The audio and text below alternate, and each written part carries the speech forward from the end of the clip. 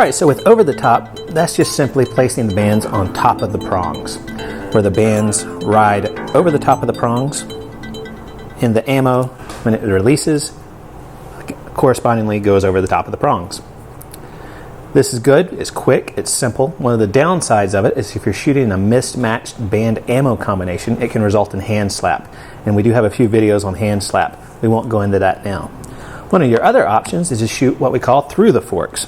Now this came about in the 50s and 60s with slingshots like the Milligan Special, the Victor, and the Whammo.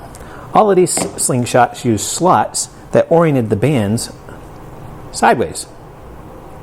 Now we don't have this one set up here, but we can see the bands come around and shoot through the forks. The actual projectile goes through the forks. Now this is a nice combination to use if you're an aimer and you want to shoot sideways. You can stack the bands on top of one another. Also, you can get away with mismatched ammo because the bands travel through the forks. They don't slap back into the hands, so that's really great. So some slingshots like the Scout you can shoot over the top or through the forks.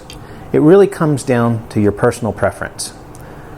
Most top target shooters shoot through the forks, but there's also plenty of folks out there that shoot over the top just as accurately. Neither way is wrong. Try them both, see which one you enjoy. Things to remember. Over the top can cause more hand slap. Through the forks eliminates that.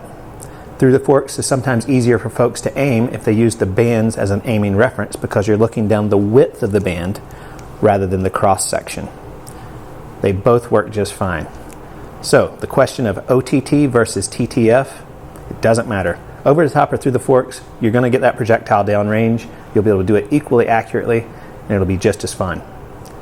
Another question answered, problem solved. Thanks for taking a look.